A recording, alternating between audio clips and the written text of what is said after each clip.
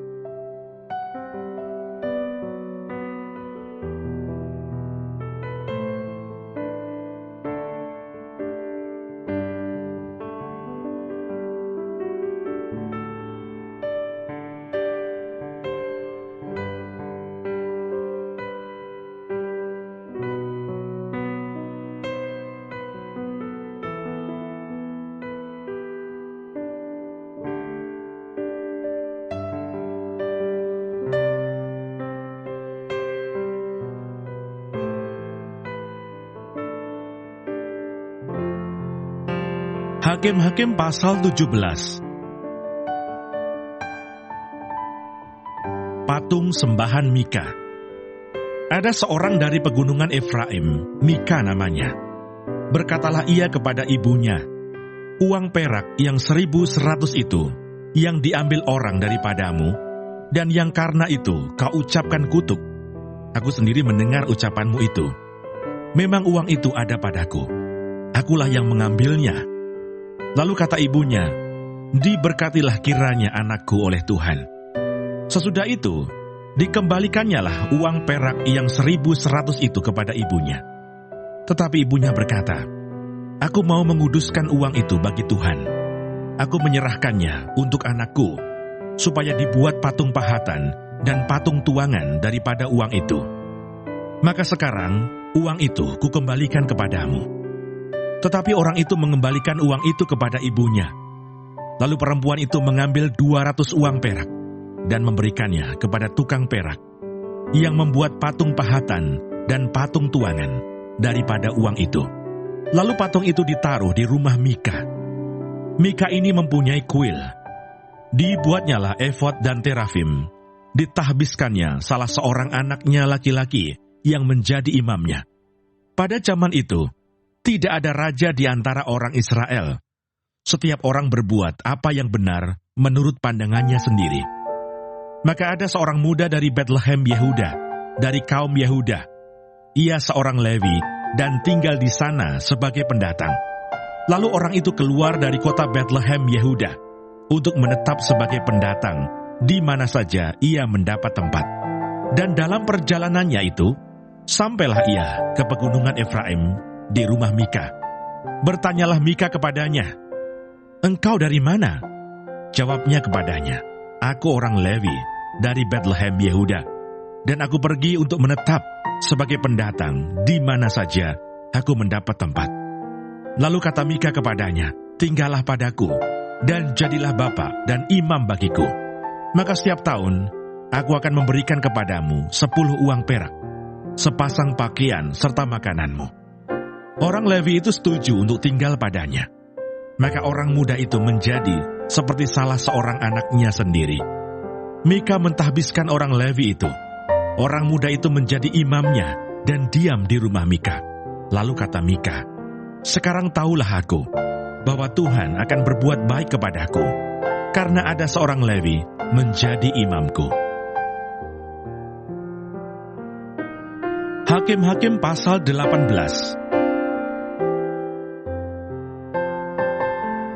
Patung sembahan Mika dirampas oleh Bani Dan. Pada zaman itu, tidak ada raja di antara orang Israel. Dan pada zaman itu, suku Dan sedang mencari milik pusaka untuk menetap. Sebab sampai hari itu, mereka belum juga mendapat bagian milik pusaka di tengah-tengah suku-suku Israel. Sebab itu Bani Dan menyuruh dari kaumnya 5 orang dari seluruh jumlah mereka. Semuanya orang-orang yang gagah perkasa, yang berasal dari Sora dan Esitaol, untuk mengintai negeri itu dan menyelidikinya, serta berkata kepada mereka, pergilah menyelidiki negeri itu. Ketika orang-orang itu sampai ke pegunungan Efraim di rumah Mika, bermalamlah mereka di sana. Ketika mereka ada dekat rumah Mika itu, dikenal merekalah logat orang muda suku Lewi itu. Lalu singgahlah mereka ke sana dan berkata kepadanya, siapakah yang membawa engkau kemari?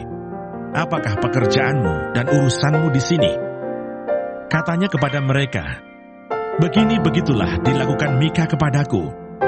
Ia menggaji aku dan aku menjadi imamnya. Kata mereka kepadanya, tanyakanlah kiranya kepada Allah, supaya kami ketahui apakah perjalanan yang kami tempuh ini akan berhasil. Kata imam itu kepada mereka, pergilah dengan selamat. Perjalanan yang kamu tempuh itu dipandang baik oleh Tuhan. Sesudah itu pergilah ke 5 orang itu, lalu sampailah mereka ke Lais. Dilihatnya merekalah bahwa rakyat yang diam di sana hidup dengan tenteram, menurut adat orang Sidon, aman dan tentram.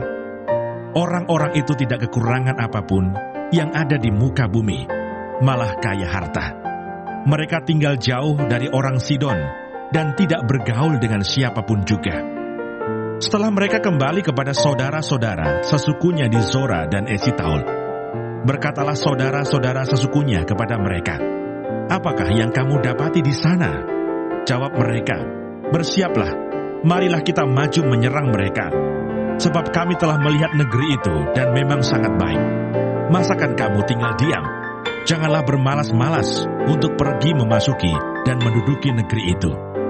Apabila kamu memasukinya, kamu mendapati rakyat yang hidup dengan tentram, dan negeri itu luas ke sebelah kiri dan ke sebelah kanan. Sesungguhnya Allah telah menyerahkannya ke dalam tanganmu. Itulah tempat yang tidak kekurangan apapun yang ada di muka bumi. Lalu berangkatlah dari sana, dari Zora dan Esitaol, 600 orang dari kaum suku Dan, diperlengkapi dengan senjata. Mereka maju, lalu berkemah di Kiryat Yearim di Yehuda.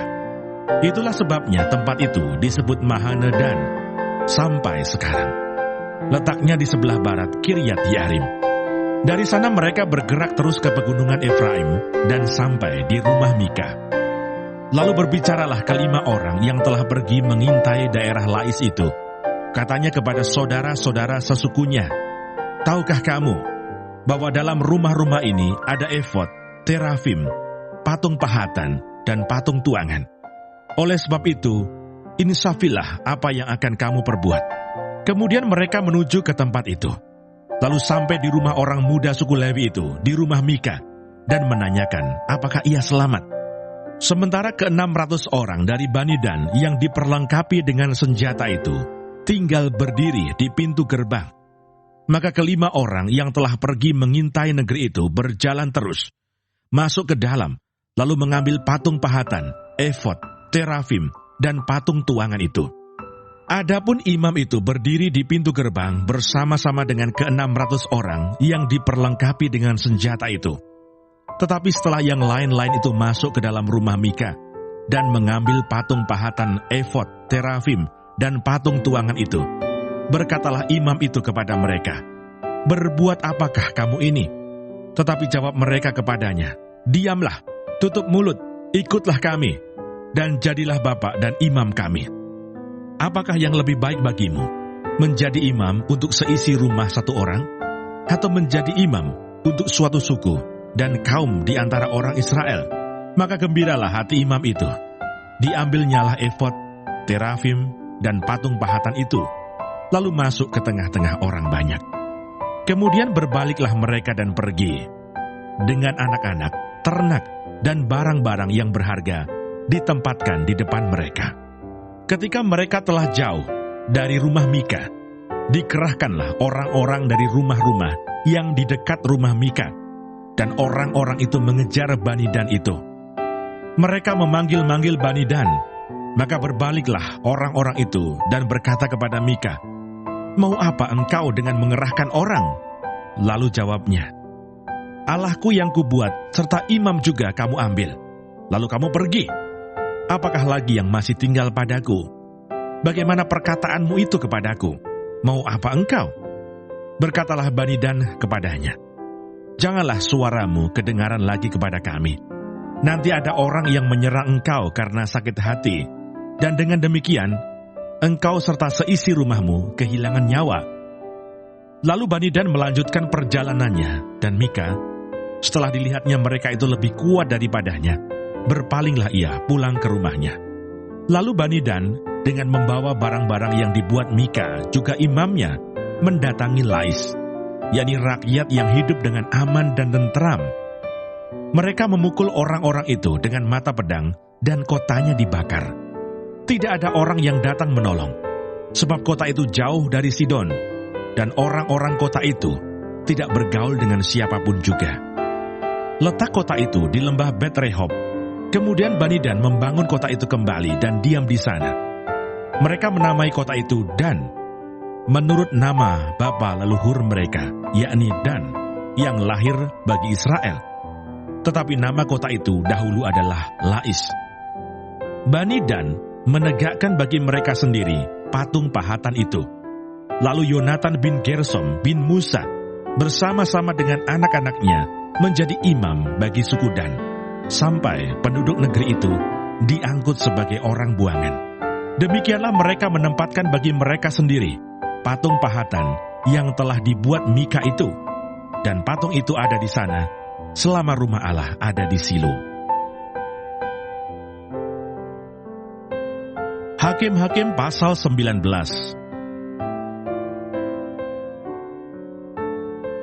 Perbuatan noda di Gibea. Terjadilah pada zaman itu, ketika tidak ada raja di Israel, bahwa di balik pegunungan Efraim, ada seorang Lewi tinggal sebagai pendatang. Ia mengambil seorang gundik dari Bethlehem Yehuda. Tetapi gundiknya itu berlaku serong terhadap dia, dan pergi daripadanya ke rumah ayahnya di Bethlehem Yehuda. Lalu tinggal di sana 4 bulan lamanya. Berkemaslah suaminya itu, lalu pergi menyusul perempuan itu untuk membujuk dia dan membawanya kembali. Bersama-sama dia, bujangnya, dan sepasang keledai. Ketika perempuan muda itu membawa dia masuk ke rumah ayahnya, dan ketika ayah itu melihat dia, maka bersukacitalah ia mendapatkannya. Mertuanya, ayah perempuan muda itu, tidak membiarkan dia pergi, sehingga ia tinggal 3 hari lamanya pada ayah itu. Mereka makan, minum, dan bermalam di sana. Tetapi pada hari yang keempat, ketika mereka bangun pagi-pagi, dan ketika orang Lewi itu berkemas untuk pergi, berkatalah ayah perempuan muda itu kepada menantunya, "Segarkanlah dirimu dahulu dengan sekerat roti, kemudian bolehlah kamu pergi." Jadi duduklah mereka, lalu makan dan minumlah keduanya bersama-sama. Kata ayah perempuan muda itu kepada laki-laki itu, "Baiklah, putuskan untuk tinggal bermalam, dan biarlah hatimu gembira." Tetapi ketika orang itu bangun untuk pergi juga, mertuanya itu mendesaknya, sehingga ia tinggal pula di sana bermalam. Pada hari yang kelima, ketika ia bangun pagi-pagi untuk pergi, berkatalah ayah perempuan muda itu, "Mari, segarkanlah dirimu dahulu, dan tinggallah sebentar lagi, sampai matahari surut. Lalu makanlah mereka keduanya." Ketika orang itu bangun untuk pergi, bersama dengan gundiknya dan bujangnya, berkatalah mertuanya, ayah perempuan muda itu kepadanya, "Lihatlah, matahari telah mulai turun menjelang petang. Baiklah, tinggal bermalam. Lihat, matahari hampir terbenam. Tinggallah di sini bermalam, dan biarlah hatimu gembira.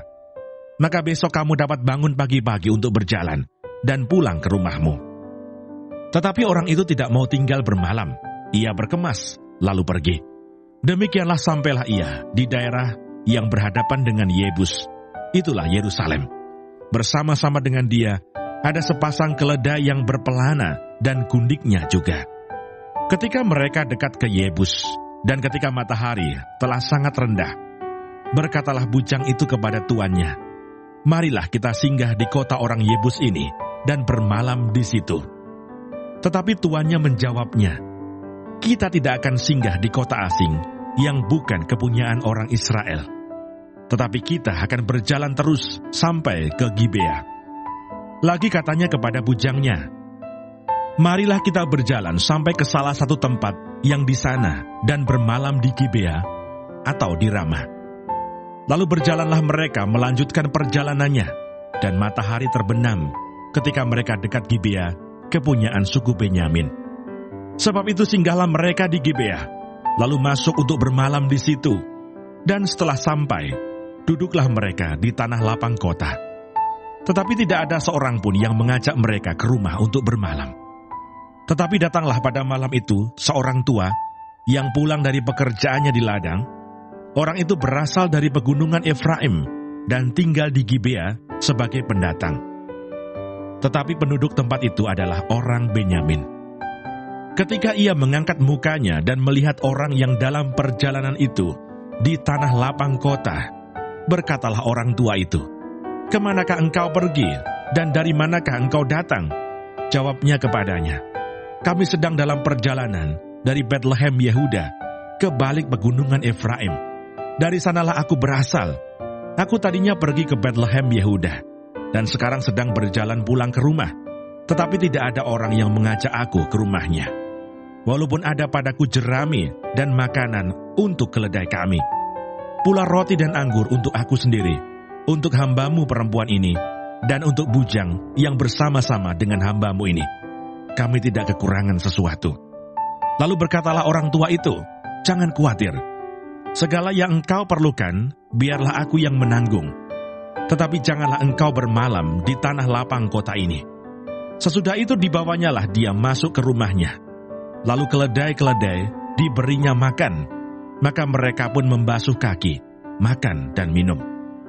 Tetapi sementara mereka menggembirakan hatinya, datanglah orang-orang kota itu, orang-orang Durusila, mengepung rumah itu.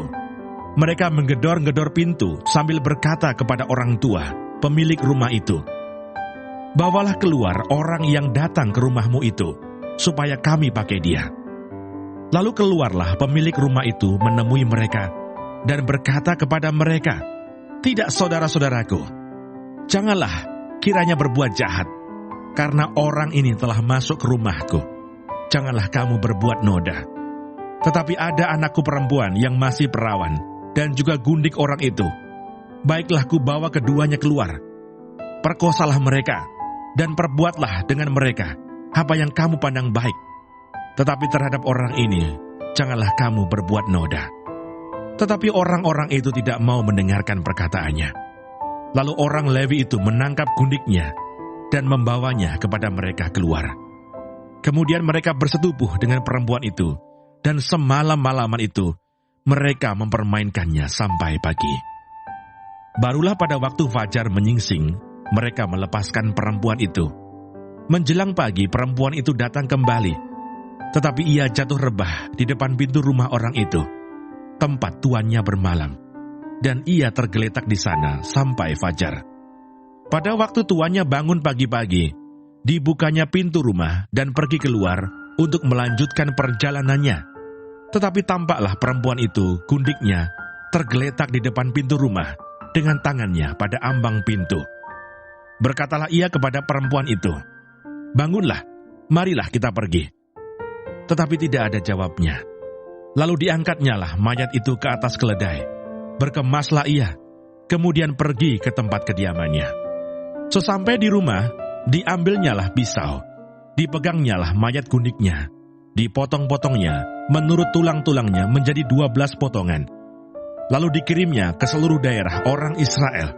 Dan setiap orang yang melihatnya berkata, "Hal yang demikian belum pernah terjadi dan belum pernah terlihat sejak orang Israel berangkat keluar dari tanah Mesir sampai sekarang." Perhatikanlah itu, pertimbangkanlah, lalu berbicaralah. Hakim-Hakim pasal 20.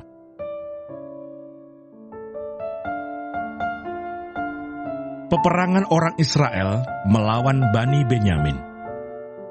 Lalu majulah semua orang Israel dari Dan sampai Berseba dan juga dari tanah Gilead. Berkumpullah umat itu secara serentak menghadap Tuhan di Mispa. Maka berdirilah para pemuka dari seluruh bangsa itu, dari segala suku orang Israel, memimpin jemaah umat Allah yang jumlahnya 400.000 orang berjalan kaki yang bersenjatakan pedang. Kedengaranlah kepada Bani Benyamin bahwa orang Israel telah maju ke Mispa. Berkatalah orang Israel, "Ceritakan bagaimana kejahatan itu terjadi." Lalu orang Lewi, suami perempuan yang terbunuh itu, menjawab, "Aku sampai dengan gundikku di Gibea, kepunyaan suku Benyamin, untuk bermalam di sana. Lalu warga-warga kota Gibea itu mendatangi aku dan mengepung rumah itu pada malam hari untuk menyerang aku. Mereka bermaksud membunuh aku, tetapi gundikku diperkosa mereka sehingga mati. Maka kuambillah mayat gundikku, kupotong-potong dia, dan kukirimkan ke seluruh daerah milik pusaka orang Israel. Sebab orang-orang itu telah berbuat mesum dan berbuat noda di antara orang Israel. Sekarang kamu sekalian, orang Israel, telah ada di sini. Berikanlah di sini pertimbanganmu dan nasihatmu." Kemudian bangunlah seluruh bangsa itu dengan serentak sambil berkata, "Seorang pun daripada kita takkan pergi ke kemahnya, seorang pun daripada kita takkan pulang ke rumahnya. Inilah yang akan kita lakukan kepada Gibea, memeranginya dengan membuang undi. Kita akan memilih dari seluruh suku Israel 10 orang dari tiap-tiap 100, 100 orang dari tiap-tiap 1000, 1000 orang dari tiap-tiap 10.000, untuk mengambil bekal bagi laskar ini, supaya sesudah mereka datang, dilakukan kepada Gibea Benyamin setimpal dengan segala perbuatan noda yang telah diperbuat mereka di antara orang Israel. Demikianlah orang Israel berkumpul melawan kota itu. Semuanya bersekutu dengan serentak. Kemudian suku-suku Israel mengirim orang kepada seluruh suku Benyamin dengan pesan, "Apa macam kejahatan yang terjadi di antara kamu itu?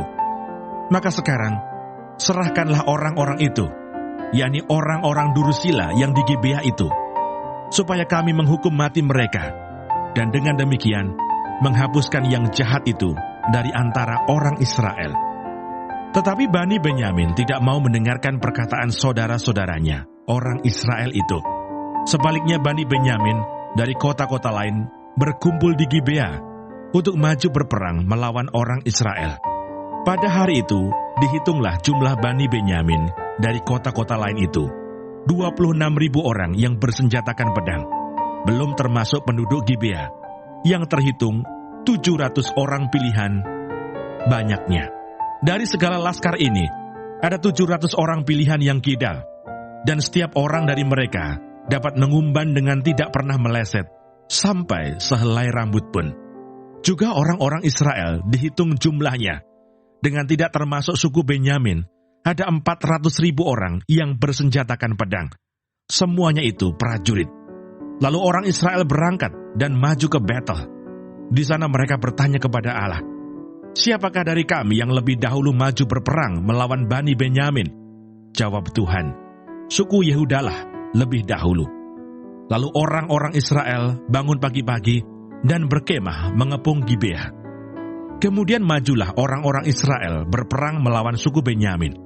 Orang-orang Israel mengatur barisan perangnya melawan mereka dekat Gibea.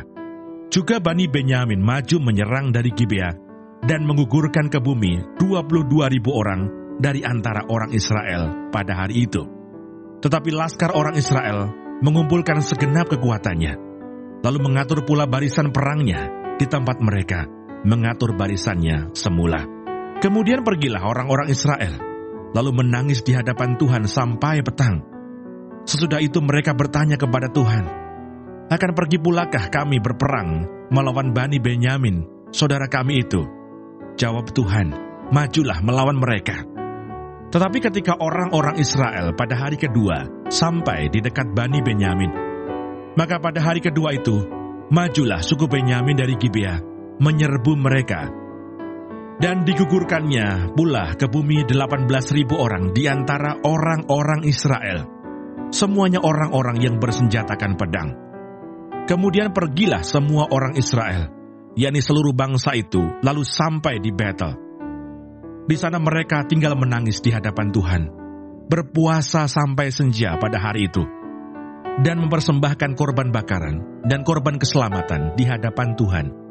Dan orang-orang Israel bertanya kepada Tuhan. Pada waktu itu ada di sana tabut perjanjian Allah, dan Pinehas bin Eleazar bin Harun menjadi imam Allah pada waktu itu. Kata mereka, "Haruskah kami maju sekali lagi untuk berperang melawan Bani Benyamin, saudara kami itu? Atau haruskah kami hentikan itu?" Jawab Tuhan, "Majulah, sebab besok aku akan menyerahkan mereka ke dalam tanganmu." Lalu orang Israel menempatkan penghadang-penghadang sekeliling Gibea.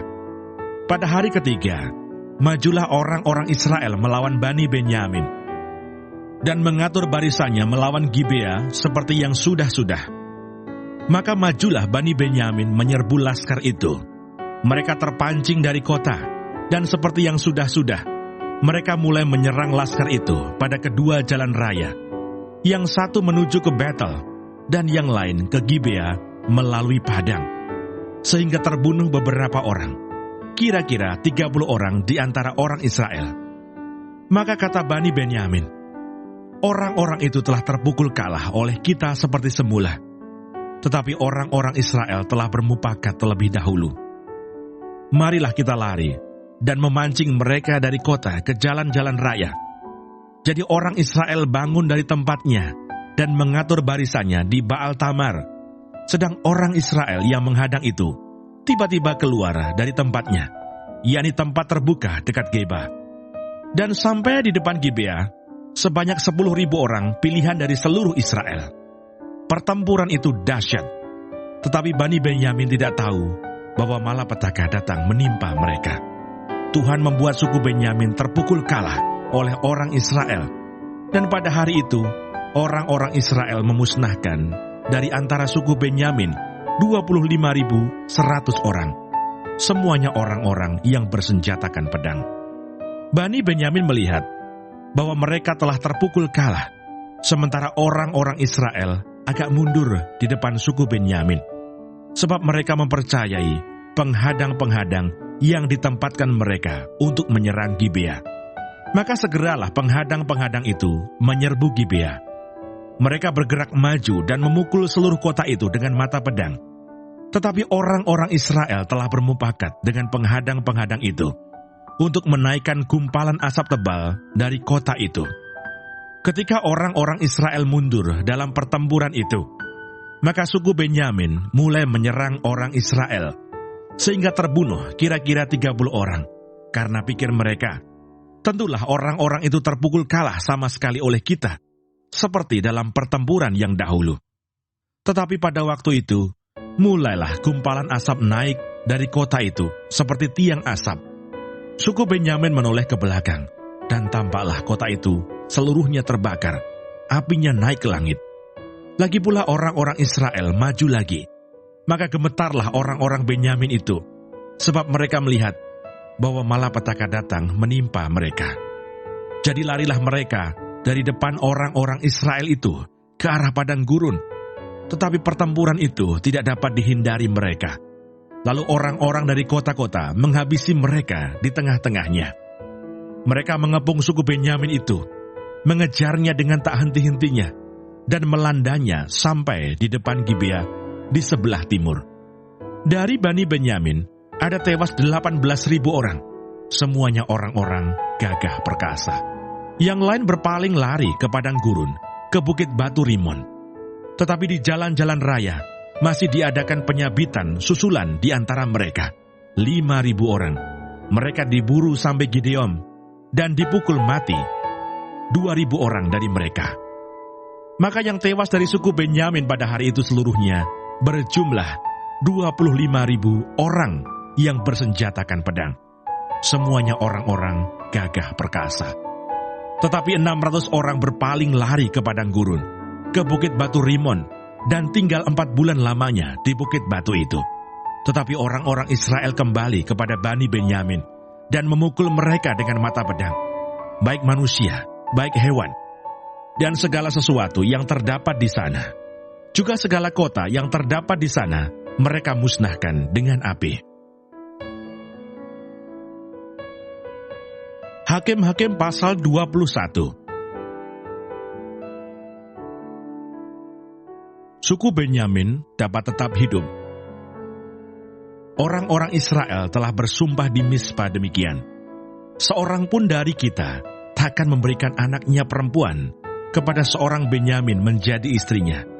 Ketika bangsa itu datang ke Betel dan tinggal di situ, di hadapan Allah sampai petang, maka mereka pun menyaringkan suaranya, menangis dengan sangat keras katanya, "Mengapa ya Tuhan Allah Israel, terjadi hal yang begini di antara orang Israel, yakni bahwa hari ini satu suku dari antara orang Israel hilang. Keesokan harinya pagi-pagi, maka bangsa itu mendirikan mezbah di situ, lalu mempersembahkan korban bakaran dan korban keselamatan.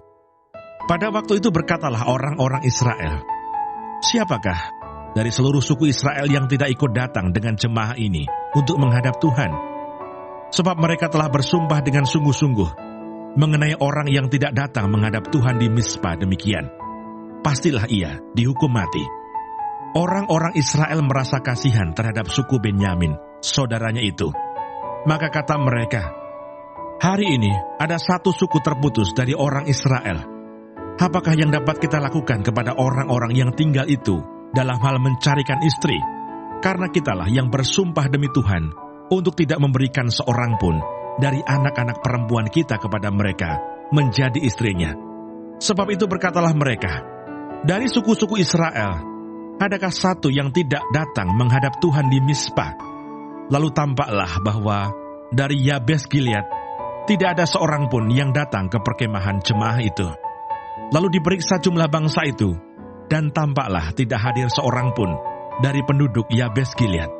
Maka perkumpulan itu menyuruh ke situ 12.000 orang dari orang-orang gagah perkasa, dengan memerintahkan kepada mereka demikian, "Pergilah, pukullah penduduk Yabes Gilead dengan mata pedang, juga perempuan-perempuan dan anak-anak.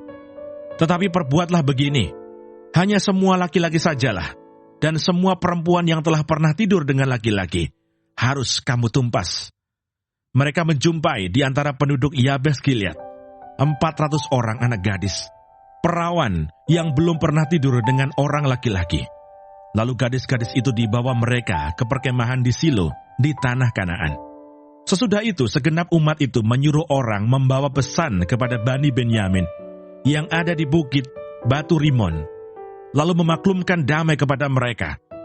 Pada waktu itu kembalilah suku Benyamin, dan kepada mereka diberikan perempuan-perempuan yang telah dibiarkan hidup dari antara perempuan Yabes Gilead. Tetapi belum cukup juga jumlahnya bagi mereka. Maka bangsa itu merasa kasihan kepada suku Benyamin, karena Tuhan telah membuat keretakan di antara suku-suku Israel. Kemudian berkatalah para tua-tua umat itu, "Apakah yang dapat kita lakukan kepada yang tinggal ini dalam hal mencarikan istri? Sebab perempuan-perempuan telah punah dari antara suku Benyamin." Lagi kata mereka, "Warisan orang-orang yang terluput itu haruslah tetap tinggal pada suku Benyamin, supaya jangan ada suku yang terhapus dari antara orang Israel. Tetapi kita ini tidak dapat memberikan istri kepada mereka dari anak-anak perempuan kita. Sebab orang-orang Israel telah bersumpah demikian, terkutuklah orang yang memberikan istri kepada suku Benyamin." Lalu kata mereka pula, "Setiap tahun ada perayaan bagi Tuhan di Silo, yang letaknya di sebelah utara Betel, di sebelah timur jalan raya yang menuju dari Betel ke Sikem, dan di sebelah selatan Lebona." Maka mereka berpesan kepada Bani Benyamin demikian, "Pergilah menghadang di kebun-kebun anggur. Perhatikanlah baik-baik. Maka apabila anak-anak perempuan Silo keluar untuk menari-nari, baiklah kamu keluar dari kebun-kebun anggur itu, dan masing-masing melarikan seorang dari anak-anak perempuan Silo itu menjadi istrinya dan pergi ke tanah Benyamin. Apabila ayah atau saudaranya laki-laki datang untuk menuntutnya kepada kami, maka kami akan berkata kepada mereka, 'Serahkanlah mereka itu kepada kami dengan rela hati.'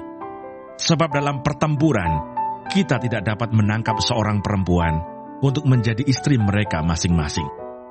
Memang kamu ini tidak memberikan anak-anak gadis itu kepada mereka. Sebab seandainya demikian, kamu bersalah." Jadi Bani Benyamin berbuat demikian.